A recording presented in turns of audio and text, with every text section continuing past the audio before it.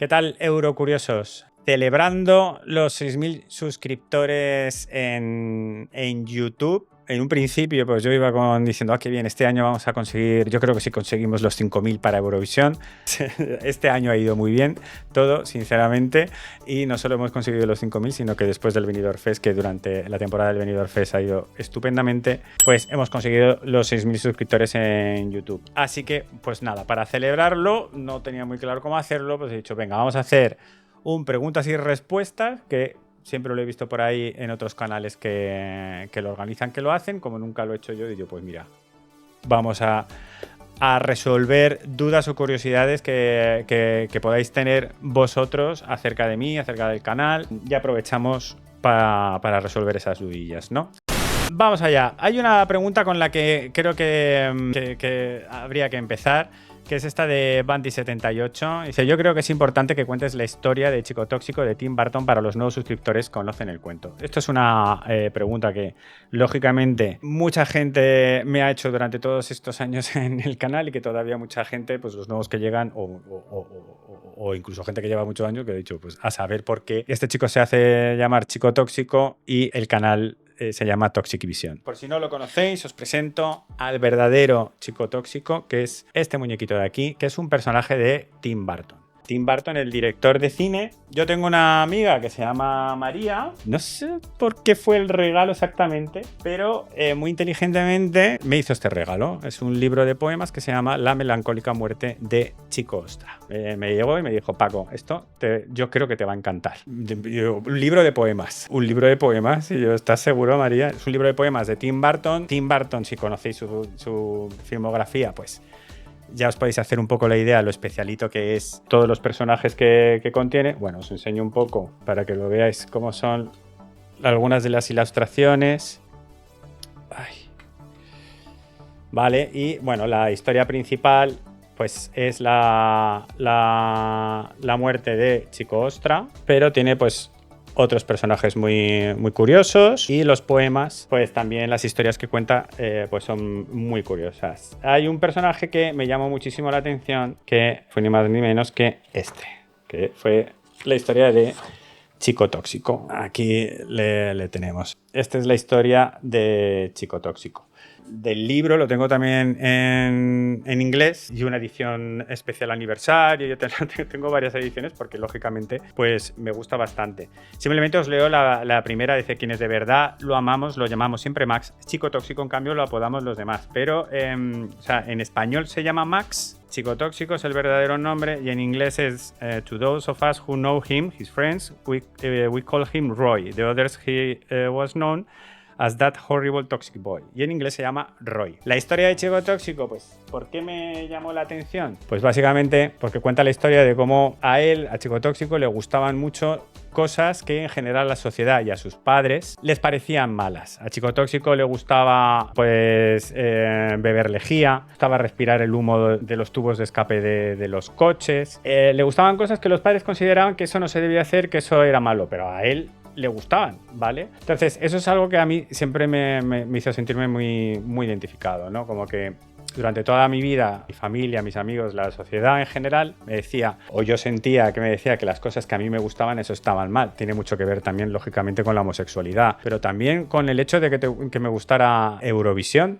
Cuando yo era pequeño, decir que te gustaba Eurovisión o que eras eurofan, eso era motivo de colleja que no veas. También me pasaba con todas las fricadas, que ahora es muy normal poder decirlo y decir que eres fan de Marvel o de los juegos de mesa y que lees cómics. De verdad te aseguro que en mi instituto, si con 13 años decías que leías tebeos de Batman o de superhéroes, te caneaban, ¿eh? O sea, me decían, mira, está leyendo tebeos. Entonces me sentí muy identificado con eso y la verdad es que lo adopté como nombre en una época donde la palabra tóxico no estaba relacionada tal y como lo conocemos ahora, ¿vale? O sea, el sentido de tóxico en aquel entonces, de verdad que no existían las personas tóxicas. Si tú decías chico tóxico, lo que te venía pues será un chico radiactivo, será un chico que emite radioactividad, y eso es lo más malo, que ahora cada vez que se habla de que una persona es tóxica tiene otro significado. Pero llevo muchos años con ese apodo, con ese nick en internet. Ya sé que es muy mal branding, pero me da cosita soltarlo, en principio. Entonces voy a intentar resistir. Si no le gusta a la gente, pues que no le guste. Ese es problema de la gente que no le guste mi nick, ¿vale? Pero es mi nick y ya está. Y es un poco también la filosofía de Chico Tóxico, ¿no? A los demás les parece fatal, a mí me gusta.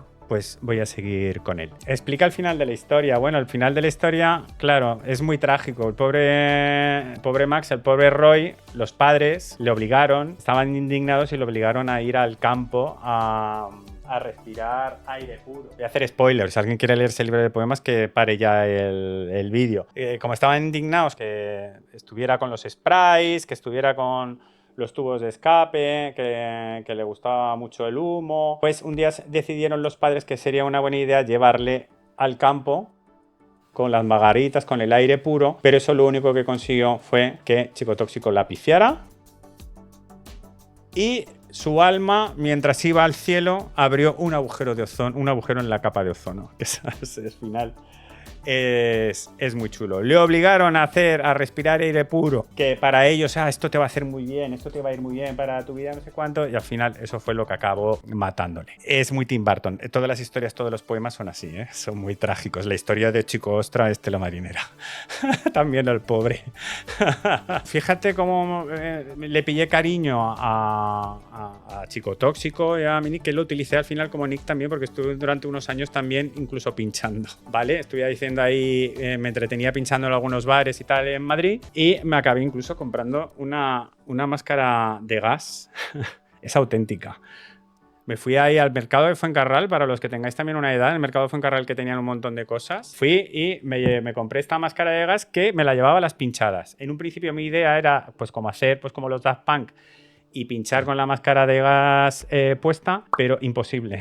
O sea, es que no aguantas con esto ni 2 minutos puesto. O sea, te ahogas literal. Entonces, al final, lo que me llevaba a las pinchadas, me llevaba la máscara antigas y me llevaba a Chico Tóxico, los ponía los dos al lado ahí en el set y tirando millas. Lo dicho, el sentido que le doy yo a Tóxico es muy distinto, es una forma de abrazar las cosas que todos los demás te parece que son raras, que son diferentes, que no deberías de hacerla, pero que a ti te gustan. Lo relaciono aquí, me gusta relacionarlo aquí en el canal como, bueno, pues a ti esta canción eres el único que le gusta cuando a todo el mundo le parece muy mala, o al revés, pues es bienvenido. Yo creo que debería ser una actitud también que deberíamos de tener en Eurovisión, ¿no? Pues bueno, pues a mí esta canción no me gusta, a alguien le gustará y ya está, vamos a disfrutar de las cosas que a cada uno le gusta y simplemente. ¿Llegaste a pinchar alguna vez con máscara? El primer día lo intenté y cuando vi que no llegaba oxígeno a los pulmones dije, se acabó la idea.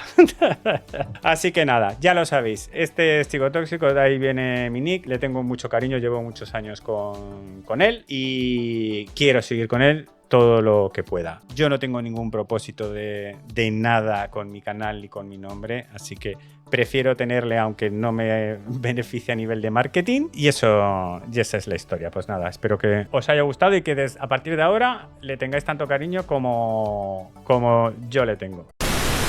¿Cómo llega un joven Paco a interesarse por el mundo eurovisivo? Saludos, vamos por más. Abrazo desde Uruguay. La vida se me hace bola, de Rubén Becellés. Te sigo desde hace un par de añitos ya, pero nunca he sabido cómo iniciaste en el mundo eurovisivo. Quiere decir, ¿fue en infancia, adolescencia? ¿Cómo empezaste a interesarte por alguien simplemente de gusto personal? Un saludo. Chico, yo soy del 78. Ya ha llovido. En aquella época existía la 1 y la 2 y da gracias. Eurovisión, yo creo que todos los que vivimos en esa generación, es que se veía Eurovisión. O sea, llegaba el sábado por la noche de Eurovisión y absolutamente todo el mundo veía Eurovisión. Entonces, Eurovisión llega a tu vida en la infancia en casi un poco obligado, porque en tu casa te sientas y empiezas a ver Eurovisión, ¿no? Y hay preguntas por ahí que me lo dicen, ¿no? Mi primer recuerdo, tal, bueno, luego. Pero quizás como el primer momento que viví como Eurofan fue con la década prodigiosa. En esa época yo me compraba los discos, bueno, mis padres me compraban los discos de la década prodigiosa, me gustaban un montón. Y cuando los seleccionaron para Eurovisión, pues me hizo mucha mucha ilusión. Y la candidatura a la canción Made in Spain me encantaba, me parecía la mejor, me parecía divertidísima. Y ahí ya yo creo que me convertí en Eurofan con el chasco cuando vi cómo quedaron, ¿no? Y dije, vale, este concurso,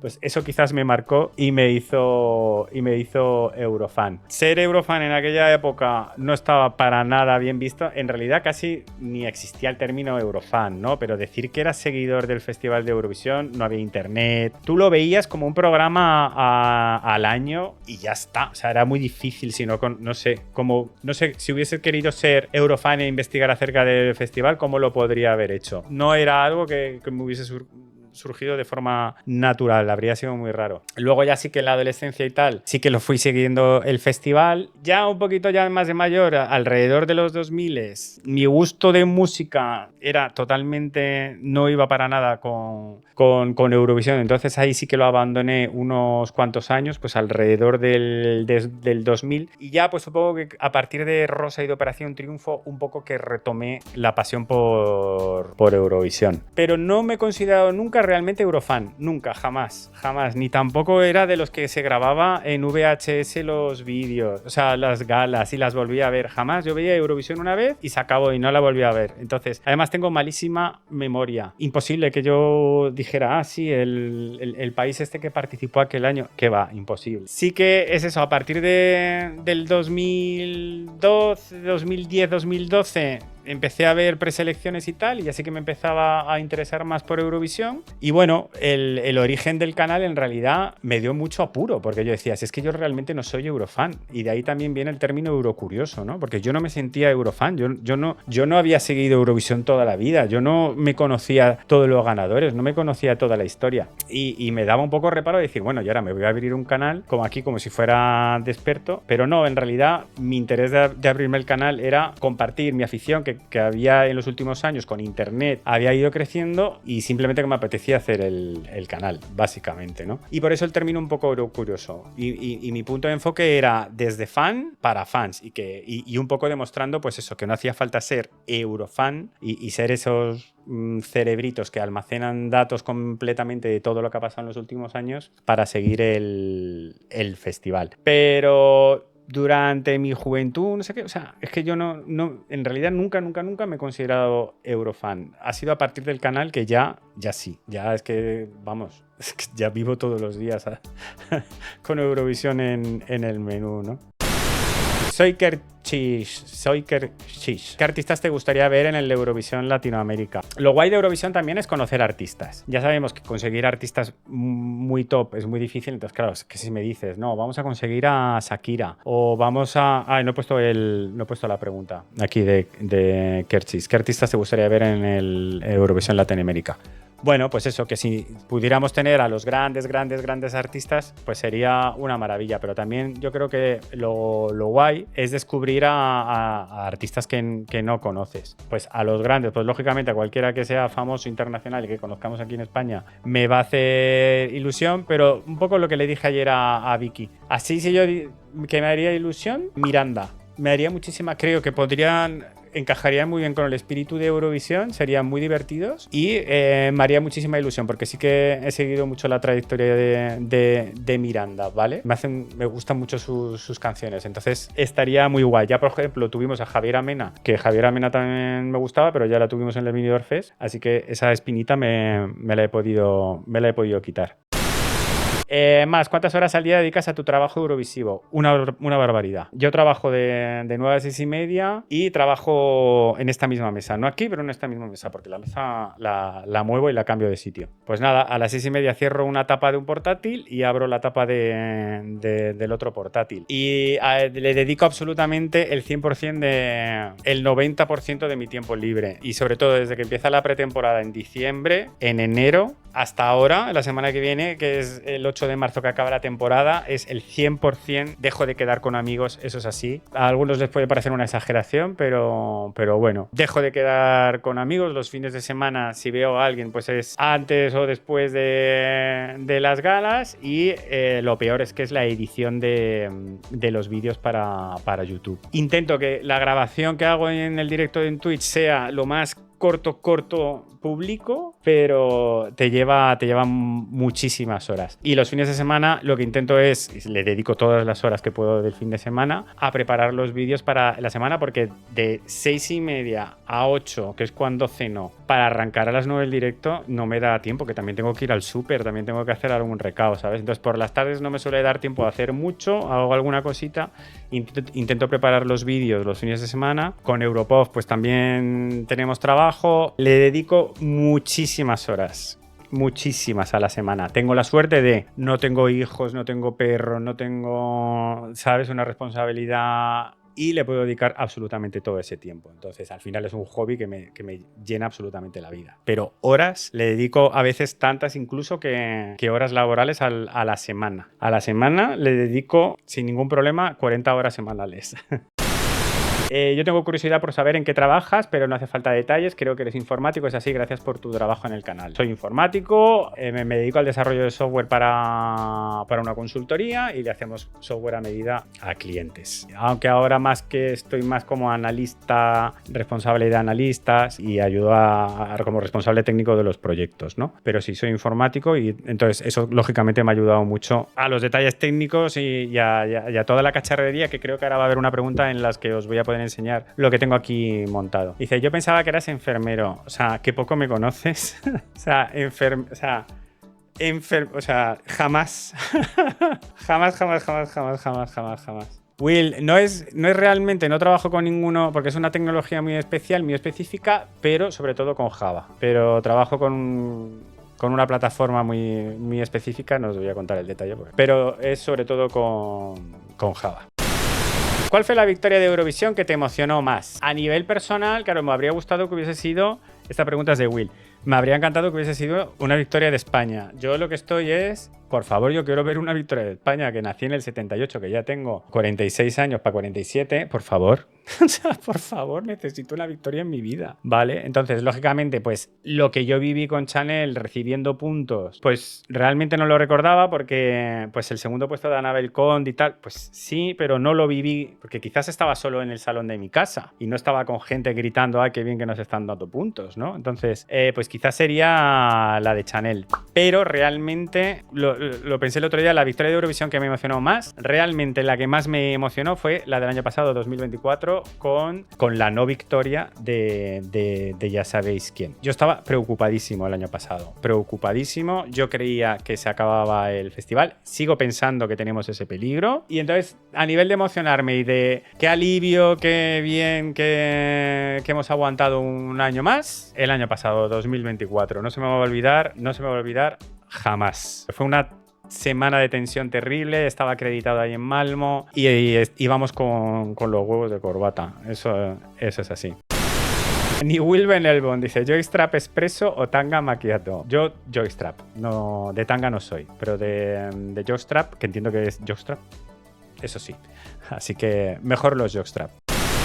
¿Qué artistas españoles crees que pueden ganar el Benidorm Fest y Eurovisión? Pueden ser artistas que ya han ido al Benidorm Fest o Eurovisión, como Chanel o Ruth Lorenz. Yo soy defensor de Song First. Lo importante es la canción. Lógicamente, si tienes una buena canción, alguien tiene que defenderla bien. Si no la defiendes bien, pues no te sirve de nada tener una excelentísima canción, pero para mí lo importante es la canción. Si luego tienes, pues lógicamente, a una Ruth Lorenzo, a una Mónica Naranjo que te defienda la canción, pues mejor que mejor, ¿no? Entonces yo en realidad lo que quiero es una canción, no quiero un artista. Yo sé que hay mucha gente que venga Ana Mena, que venga Aitana, que venga no sé cuánto. No, yo lo que quiero es que elijan una canción ganadora de Eurovisión y luego ya encontrar al artista, pues yo creo que es más fácil. Alguien que sepa defenderlo, que es un poco el sistema que se utilizó con Chanel. Tenían una canción ahí que veían que tenía potencial y buscaron a alguien que como Chanel ninguna, eso es así, que la pudiera defender. Seguro que el casting para hacer esa canción fue muy limitado, porque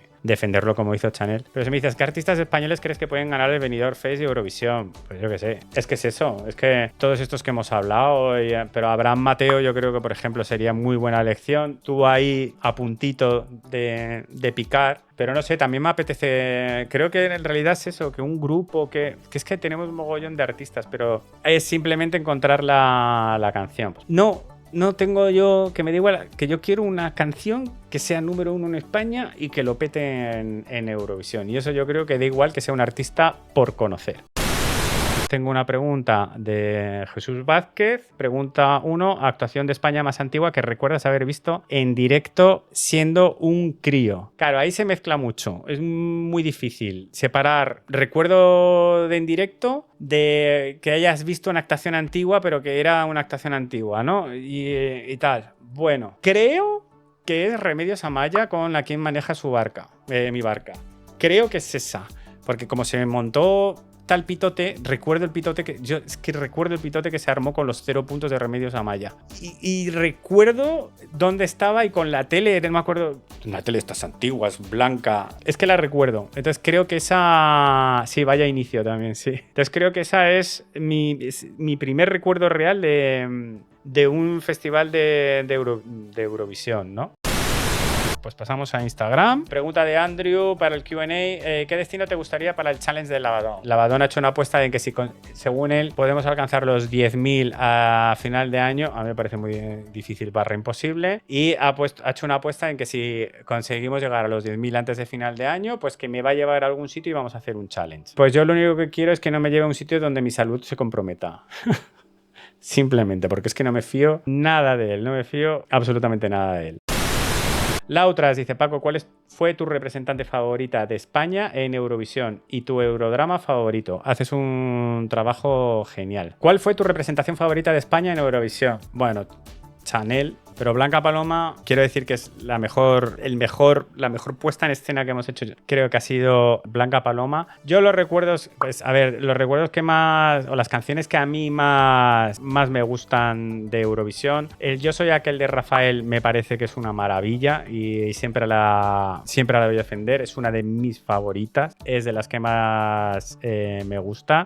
Mocedades con Eres tú, yo creo que es la mejor canción que hemos llevado a Eurovisión. Bandido me lo paso pipa con ella, o sea, no, para mí no envejece. Y Dime me parece que también para mí es el himno de España, o sea que también es de mis canciones favoritas de Eurovisión. Lógicamente, pues la ejecución pues no fue perfecta, pero como canción es de mis favoritas de Eurovisión. Me encanta el Quédate conmigo de Pastora Soler, aunque también le habría cambiado la puesta en escena. Entonces, pero a la pregunta, ¿cuál fue tu representación favorita de España? Quizás es Slow Mo, ¿no? O sea, muy orgulloso de ver esa puesta en escena y ese número, ¿no?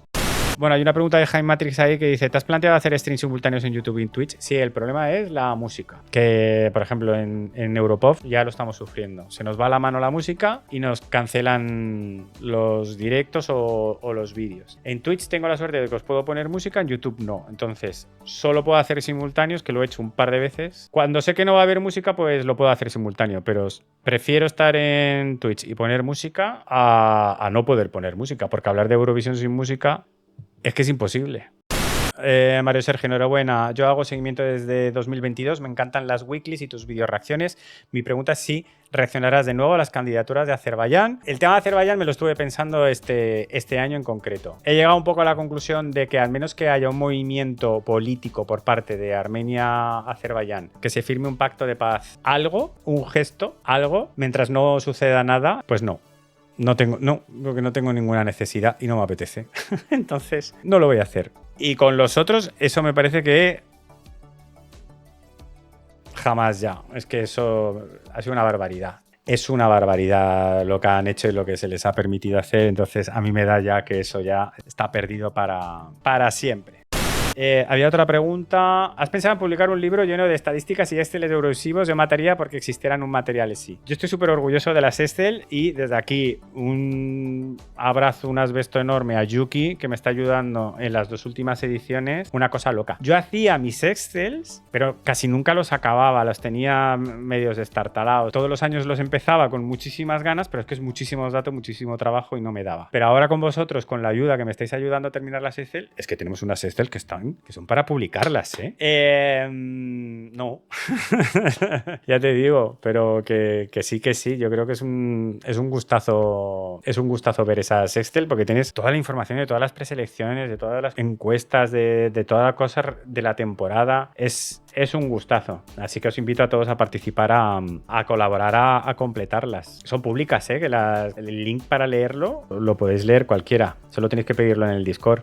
Hola Paco, ¿con qué canción te quedas? ¿Too Late for Love de John Ludwig o Move de Las Mamas? Las dos son muy buenas, las dos me gustan un montón, pero pues supongo que con The Mamas, porque es muchísimo más divertida. Tattoo Euphoria, Terra o Fulen, aquí me vais a matar, pero me quedo con Fulen, porque tiene una parte más electrónica que me gusta más. Y es que Terra realmente estaba bien, pero yo tampoco nunca fui fan de Terra, nunca. Que sí, que muy bien, muy divertida, pero me cautivó más el tema de Fulen. ¿Qué quieres que te diga?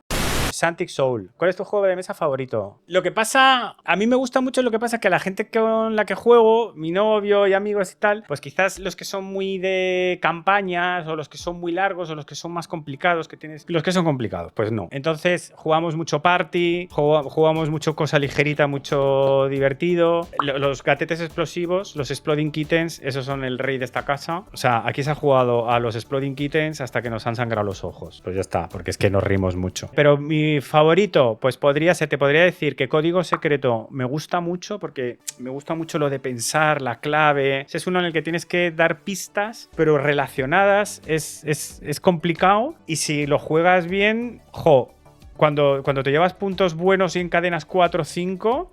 ¡buah! Te sientes el rey del mundo. Hay otro que me gusta mucho, que es Incómodos Invitados, que es como un Cluedo, que el Cluedo también me ha gustado mucho de toda la vida, pero vitaminado. Le han dado una vuelta de rosca más.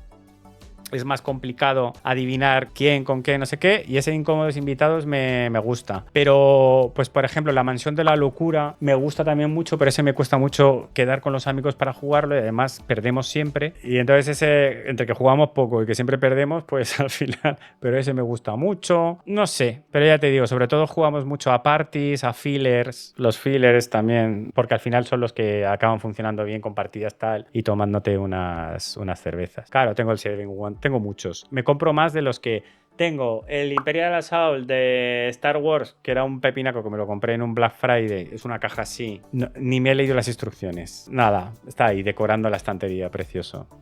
Pero bueno, que sí, me encantan los juegos de mesa. Me encantan los juegos de mesa.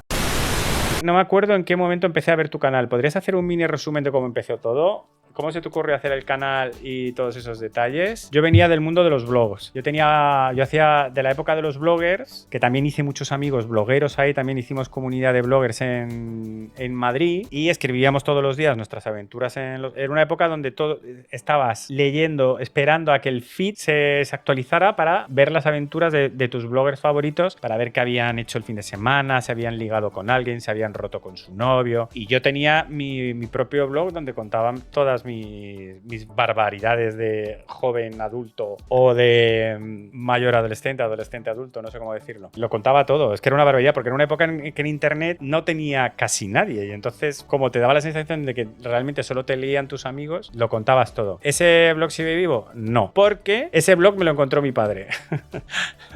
Porque estaba con mi nombre, todo ahí, con fotos mías y todo. Y, a ver, no era para que lo leyera mi padre, que yo ya era mayor, pero joder, que contaba cosas, ¿vale? Entonces ahí fue cuando dije, me tengo que poner un nick oculto. Me puse otro durante otra época, ¿qué tal? Y ahí es donde llegó Chico Tóxico. Pues llegó Chico Tóxico, llegó el programa de radio, cuando no existían los podcasts, pero hacía un programa de radio directo todas las semanas donde se llamaba La Noche Tóxica. Ese sí que lo podéis encontrar por ahí.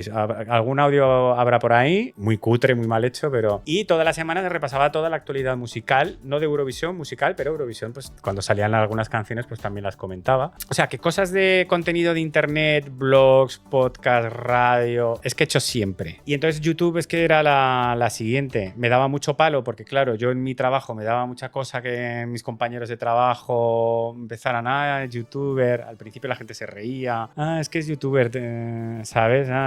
Pero bueno, superé un poco la vergüenza y aquí estoy. Y los inicios, ya te digo, empecé, si veis el primer vídeo del canal, creo que era en el salón, sentado en un taburete, con un micro o sin micro, ni me acuerdo. Hola a todos, yo soy Chico Tóxico y este es mi nuevo canal de YouTube.